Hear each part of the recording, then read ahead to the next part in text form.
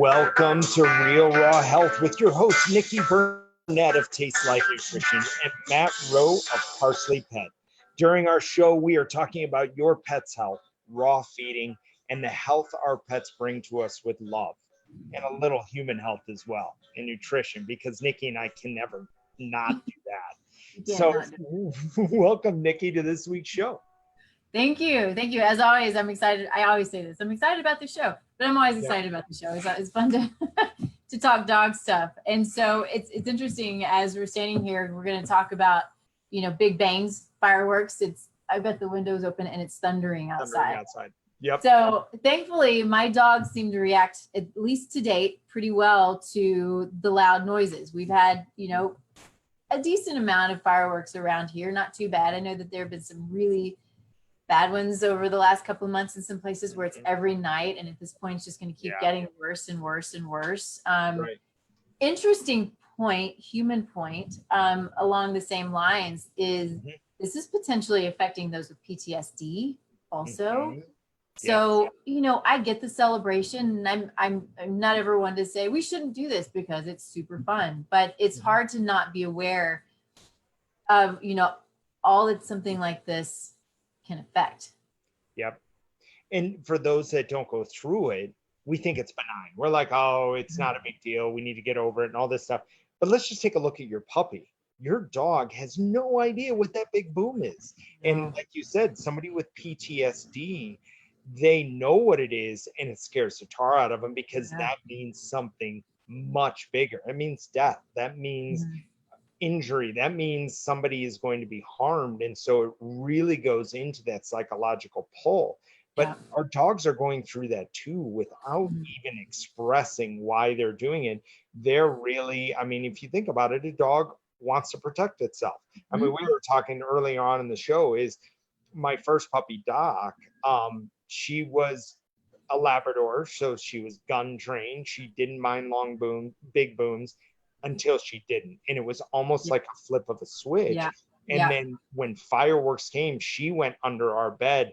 My bed was not tall enough for her to get under it, but she forced herself under it to the point of it didn't cause an injury, but we had to lift the bed off of her to get her back out from underneath it. And we knew when this time happened, we just didn't know what to do. And so at the time, we were just ignorant. We just didn't know. We're like, how do we protect them? So that's what this show's about, is we want to talk about what kind of things can you give your dog safely to help try to protect against what is happening. Because as far as I know, neither of my dogs will accept earplugs in their ears. None of them will do the cone mask over their ears. Oh, man. Really, you want to. It's like, anything I can do to keep the booms from happening, and you can't stop them. No, you can't. Yeah. It's a tough thing. I'm seeing in, some of the dog groups that I'm in, that, people are posting, who has a place where I can go just for the 4th of July weekend, or just to get my dog away. The fireworks are going off every night, and my dog is flipping out, scared to death every single night. And one comment was, my dog won't even go outside after it was 5 or 6 p.m. now. And it's just heartbreaking. It's heartbreaking. It's even for them, we talk about the neurological wiring that we deal with. Well, they're dealing with it too. And if a dog is learning not to go outside after that time, that's really hard and really scary, and hard on the family. It's a tough one. Well, it brings anxiety into the family as well, is because all of a sudden, if your dog is seeing the sun drop, and when it hits that certain point, they're like, nope, that's got a chance that this is going to happen, that they have no idea what it is.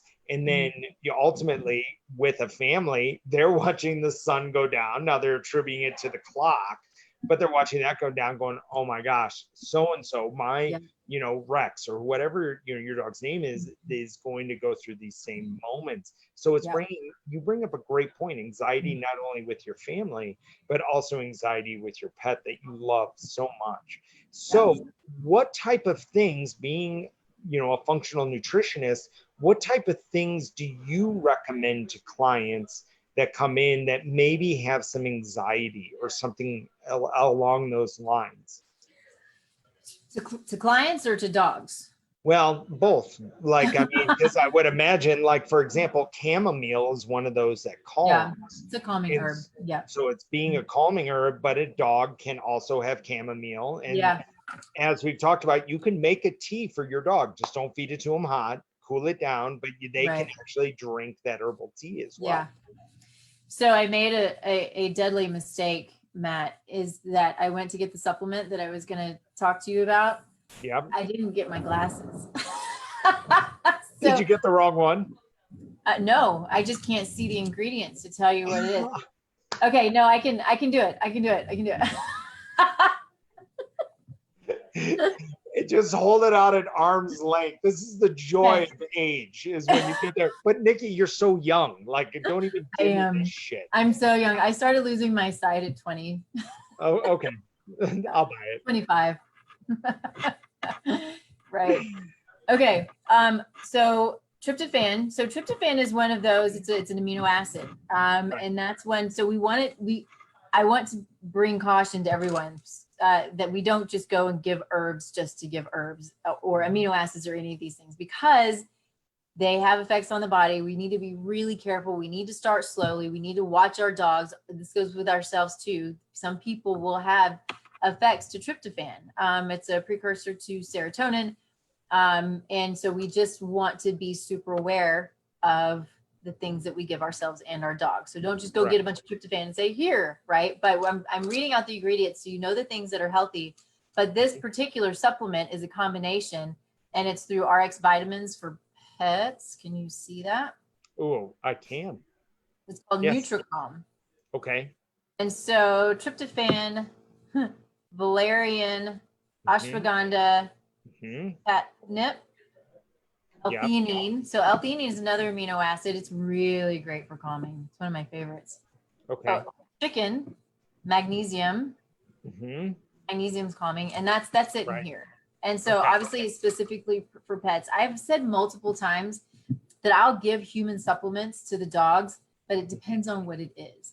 Yeah. Something like this, or if I were to give if I had something for people, I wouldn't be terribly comfortable because I wouldn't know the dosing.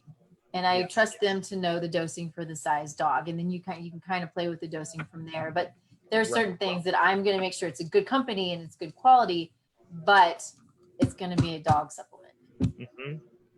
And I think it's important to say too, is that any supplement, yes, definitely be careful, do your homework, do your research before you feed it. But being that it's a supplement for dogs, they've done that research, they've done the testing if you trust the company. But along those sides too, don't start right on July 3rd giving the supplement. Right. Yeah. You want to test it. You want to see, is it affecting them or not? In case in point, so CBD has a calming effect to it. But if I don't dose it right with Leo, he gets overly excitable. And he starts sprinting around. It's almost paradoxical what it's doing. So I need to supplement the right dosage. So he needs to receive 350 milligrams minimum in order for it to have a calming effect. And then also we've been experimenting with valerian root and also chamomile and putting it in there to actually start building up those pieces. So I know when the day is going to happen, when the 4th of July comes along, when fireworks are going to happen, when it gets dark every night from now and probably until the 4th. It's just something is now as part of his protocol to keep him calm, because the last thing I want is for him to jump over a fence and take off running, because I guess with the rescues, this is the highest time that rescues get inundated with dogs because they're running away. Because they're running. You see that, we go camping as often as we can. And there's often, there are lots of times you've got these big thunderstorms that will come through the mountains. And if you're not aware, and if they surprise you, because they can kind of sneak up on you, and your dog is not leashed, which we don't usually leash our dogs, especially when we're alone. But if the thunderstorm comes through and the dog freaks out, dog's gone. And we've Yeah. seen that so many times. And, you know, maybe they're found. You hope that they're found, but how far can they go and how much wilderness is there out there? You know, they're not running from their family. They want to be with their family, but they're scared to death. Yep. And so psychologically, they're thinking that this is going to equal their death. So they're trying to keep away from Get away that from sound the noise. Yeah. that they can't escape that noise. And being that their senses are more sensitive than our own, they can actually feel the reverberations of the actual firecracker, you know, the big booms and all this stuff. They feel it in their feet. That's why your dogs know that storm was coming well before you ever knew the storm was coming. Yeah, they're cool animals. I kind of like them. Yeah, they're a hell of a lot of fun. But I think as an opportunity is that we have to pay attention to that because we are the intelligence for them. Right. Is, you know, if they're reactive and they're thinking of life as more of like a fight or flight, or I want to eat, I want shelter over my head, and I want to be safe. And if that's what's driving their mentality, their prefrontal cortex, where logical thought comes in and goes, oh, you know, mom, that's just a firecracker. I'll be all right. No, they don't have this. They hear a loud boom, they feel it in their feet, and they run, or they hide, or they want to get away from it. So another point that I brought up this week is being careful of where you actually keep your pet during this time. Because my wife and I are going out of town on Saturday, and we're going to be gone for a week and a half. You having a party? There is a party going on next to me, yes. Usually I am in a studio, but the studio was being taken by my team members. So I said, you know what, we'll do it in the conference room, hence why the green mat, and it's actually a green screen. So if I brought it up, I could actually be somewhere completely different. And that'd be awesome. No, yeah, it would be awesome. I wish I knew how to do that. Yeah. Cool. Anyway, I interrupted you. Sorry. No, and we're thinking about as also is now we are going to have a caregiver come into our home, and we've now passed this burden of Leo and Mr. Chacha potentially having anxiety over the loud booms to her. Yeah. So now not only do we have to educate ourselves, but we have to allow that education to educate her. Right. As well. Yeah. What do you think about the little body suits? I can't remember what they're called, but those little calming body suits. I've never used them, so I don't know a lot about them. Oh, they call it a thunder shirt. There you go. Yeah. Yep. And that is another experiment thing is I could never get that on my Chihuahua. We've tried to do it before to give him a little bit of relaxation, but it is tight. So if you're thinking about giving a thunder shirt, it's not like putting on a loose sweater. I mean, this is compression. You're putting around them, and it's really it's kind of like the same thing that you'll see weighted blankets for adults.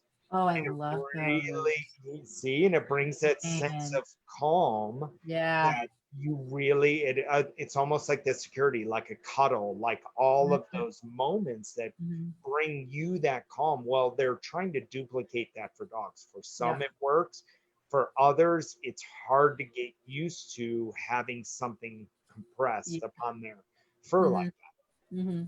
Interesting. Okay, so what other things would you consider? CBD is so I'll just share with you my protocol. Yeah. We're really coming after it with CBD. So really having, and we have to pre-dose the CBD into little containers, and then we tell our caregiver, okay, at this time, give this and this. So CBD is one of them. Also, we're going to give something called Zen Dog. So Zen Dog is valerian root, chamomile, and tryptophan, what is very similar to what you have in your body. Yeah. And so one thing I've noticed is that when Leo does take that, the first 4 to 5 times I give that, so think 4 to 5 days that I give that to him, he's out like a light. So he just crawls up and sleeps it off. Like, you know, and there's no negative side effect that we have seen, and we monitor it fairly closely.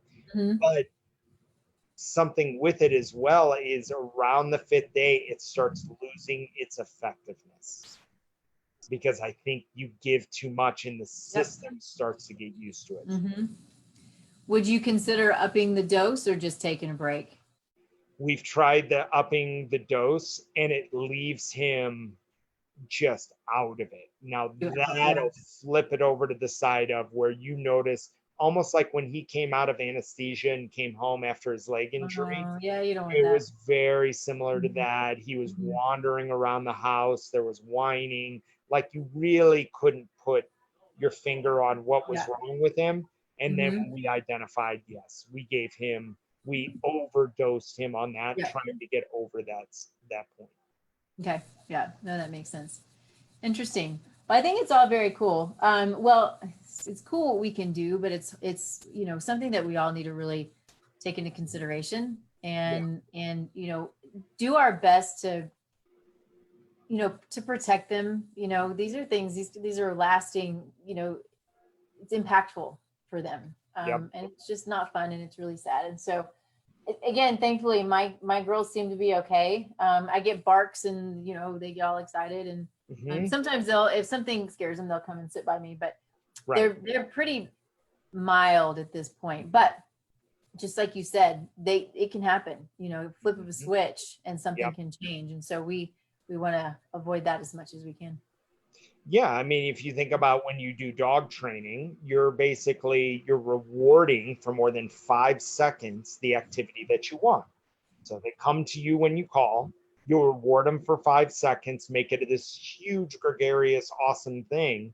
Well, think of it on the flip side. Let's say your dog is out playing in the yard, and then all of a sudden there's a series of booms from fireworks. And let's say if it's a big commercial fireworks event, that'll go on for 15, 20 minutes. And so now in those cases, if anything created that association that this is scary, I don't know, you are reinforcing it in a strong manner. You're saying reinforcing it by if they come up to you and just going, it's okay, and coddling them. Is that what you mean? Well, no, think of it as more reinforced. Let's say you weren't there. Let's say that you allowed them to just exist in that space, that those constant booms, and they were afraid of it. That is being reinforced. The fear of those booms is being reinforced. So yes, if they come to you underneath that moment and you can console them and you can calm them, it almost feels, as a pet owner that's gone through this, it almost feels impossible. Like there's nothing I can do or say that's actually going to get them calm. But there is that solace of having you there with them and giving them love in those moments is an opportunity that you have as a pet parent, no matter if you feel that it is going somewhere positive or not. Well, and that's the thing, that's kind of where I was going is, there's the thought that when a dog, something happens, loud noise or whatever it is, and they come to you and they're scared and they're shaking. And if you lean down and you love on them and, give them all this positive attention, that it's something that reinforces, I can be scared and I'm going to come over here and it's okay. Instead of, and it's hard for us as people, but instead of just kind of letting them be and, you're fine, but we all, that's what we do. We want to go, it's fine, you're okay, we'll love on you. And so that's a hard one for me. My husband will tell me, he's like, you're just reinforcing the actions, when it's fear. I'm like, it's love. So, and I don't think there's anything wrong with love, because what are you going to do if you put them in the bathroom and you close it in a small environment? Because you got to remember, your dog is a den creature. They would, if they were wild, they would live in a cave or live in a small space. Mine will create her own dens, which is kind of cool. Yeah. That's actually really cool. So she'll dig and try to get underneath something. Yeah. She's not trying to dig out. She dug a hole. Sorry, I did totally derailed you. Oh no, you didn't. I bet it was, I don't know, was that 3 feet or so?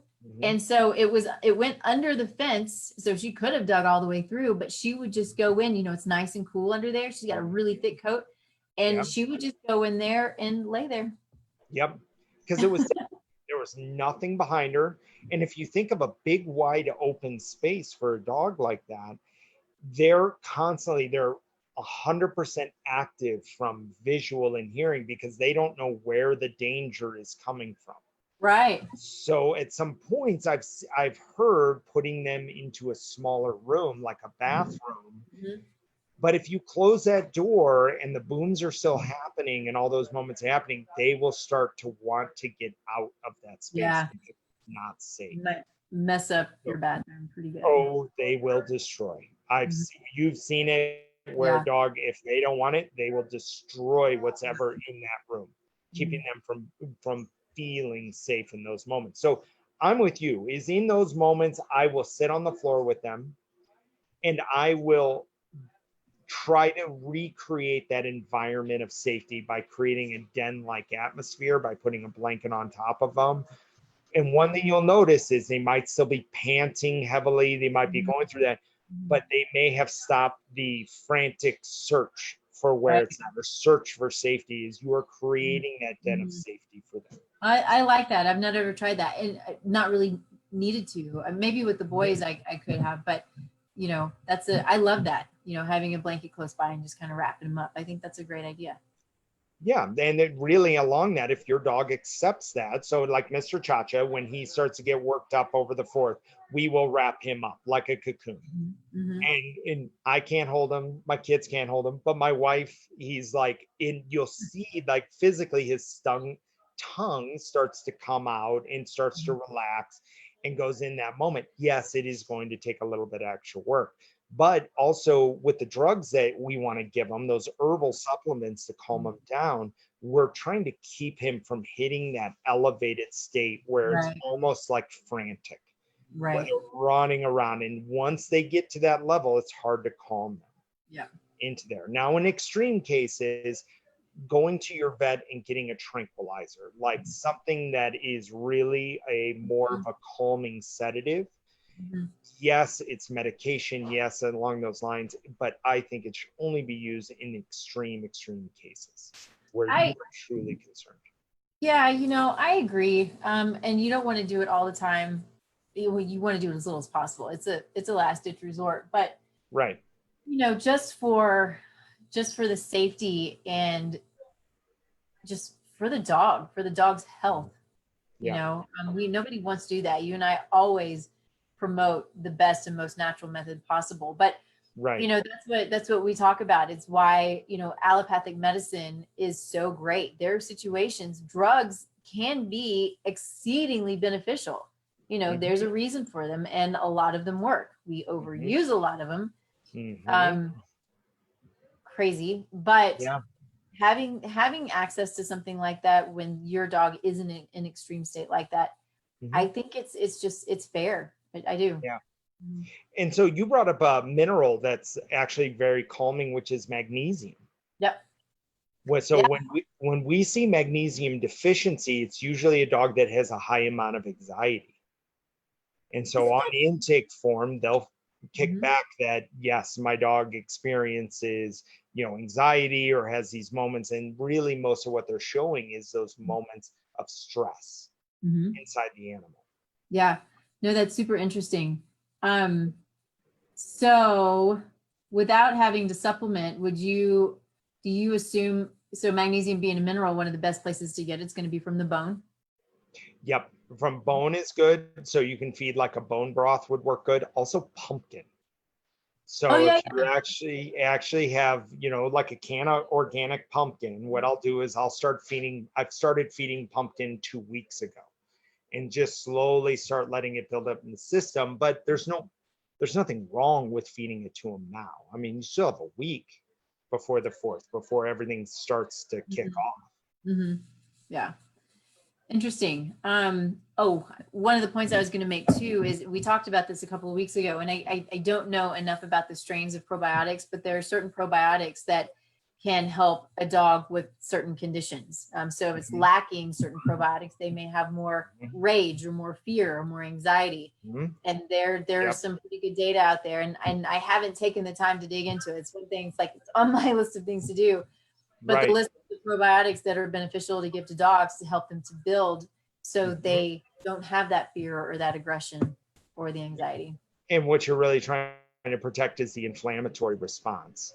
and boost up their immune system so that then with their moment, if stress starts to creep up, they're able to deal with that stress. Right. Yeah, I think that's a huge part of it, but it's still specific strains. Right. Yeah. Exactly. So that's, I can't wait. I started to dig into it. It's been a couple of months ago, and then I was like, oh, okay, I just don't have time. It's too much.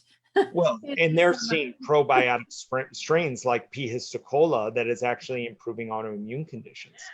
And so really there's so much that we don't know in regards to the gut microbiome and how much it is actually protecting not only our mental well-being, but also protecting us from disease and injuries and everything, and boosting our immune systems to handle these difficult moments. Yeah. Our probiotic or our microbiome is 70% of our immune system. Yep.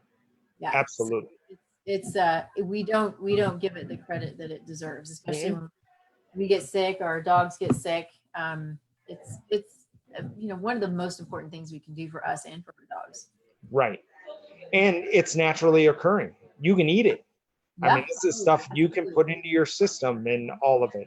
So really, before we end the show today is I definitely want to hit the main points. And the main points is start now. Number one, start whatever protocol you're going to do now. Make sure it works with your dog. So valerian root is very good. You can buy a product called Zen Dog. I know they have it at most pet stores. You can buy RX, the dog, hold that up again. Yep, that's it. NutriCalm for pets. So that would help as well. So really looking for a product that has a good source, good reputable source of valerian root, chamomile, tryptophan. And think of turkey. When you eat turkey at Thanksgiving, we get tired and sit on the couch. Well, it's the tryptophan in the turkey that's causing, it's almost a tranquilizing effect that comes in. And then the other one is CBD, is really making sure. It's interesting that they put ashwagandha in your supplement. Yeah, it's an adaptogen, so it's adrenal support. So when we have good adrenal support, so adaptogens help the body adapt. So whatever situation you're in, which to me is just kind of magical. Like, really, how does that happen? But that's what they're called. They help the body to adapt to wherever you are. They support and nourish the adrenals. Yeah, ashwagandha is a great. It's a mushroom. An herb. It's a root, I believe. There are a couple of adaptogens that are mushrooms. So sorry, I think you're right. Yeah. You are absolutely correct. There are adaptogens that are mushrooms, like turkey tail being one of them, that type of stuff. And so really ashwagandha is one of those. And I've heard you can give it for a period, then you have to rest it for like a week, and then you can give it again, where the body just starts to become used to it. Yeah. And really, and so your adrenal response is the adrenal within inside your pet is being triggered by the loud noise. Adrenal is fight or flight. Yeah, I need to do something. They produce your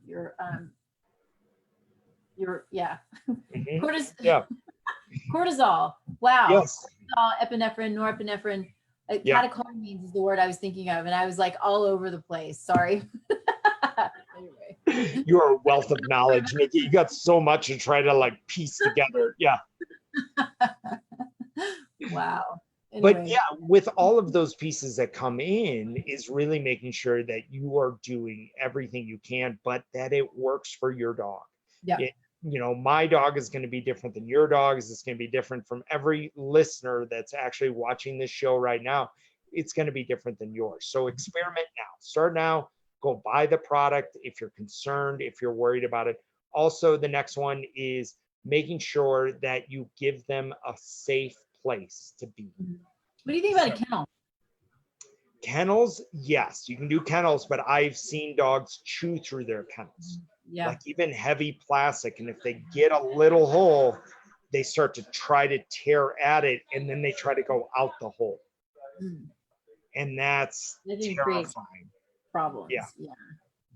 Exactly. So really, if you in a kennel is a place where they can go where it's a den-like environment, Mhm. but also they're not receiving any type of feel from you. So they Yeah. are alone in that kennel, in that perspective of really just hiding in that moment. Mhm. For Okay. some, once again, for some dogs it works, for others it does not. Mhm. For Leo, it doesn't. He figured out how to open up this wire cage. The big wire kennel, he can pull the roof down on it. I don't know Oh how the hell he does it. man, that's scary. Yeah, if one of those Yeah, wires comes apart and you don't even want to think of what could happen. Yeah, right. that's And scary. they, we joke that it's like Jurassic Park. They're testing the fence areas to see where it's weak. So Yeah. they're grabbing all the areas of this to see where it's weak because they feel trapped. Yeah. They feel that I am in here, I'm gonna die, the loud noises, I don't feel safe. And so Mhm. they will do all that they can to get safe, to the Yeah. point of they will cause damage to themselves. So making sure that they are in a safe environment Right. as well. I like So it. yeah, so this is 4th of July is coming. It can be an Mhm. incredible time. Celebrate with your families, but also at that same point, make sure that your dog is safe during Know your this. dog. Love your dog. Yeah. Yeah, Yeah. make them a part of it, love Mhm. on them, get them to where that fear, it's, if it doesn't subside, at least you give them a place of safety to Yeah. go to, and experiment with the calming medications Mhm. now. Give it to Yeah. them. I Mhm. mean, really, they're gonna sleep, and that's what you're looking for. Mhm. Is how long did it take for them to to calm down, to almost they want to just go to sleep as if we Yeah. would have take calming medication. Mhm. So you're wanting to create that environment for them so they don't get triggered and set off in there. Good. I like it. Yeah. Thanks. Well, thank you for being a part. So where can individuals find you, Nikki? Yeah. So Taste Life gosh, my words today are the worst. All day today. TasteLifeNutrition.com is the website. Taste Life Awesome. Nutrition Facebook page, Twitter, all of the things. I do a radio show every other week on Thursdays at 10 a.m. So that's super fun. And then, of course, Real Raw Health every week at 4 on I, Thursday.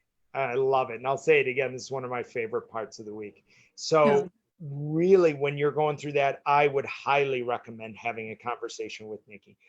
You can call her, email her, get on her schedule to talk about, if you're concerned about your dog going through these moments of anxiety, have a conversation with Nikki. She'll walk you through it. She'll get you the products that you need.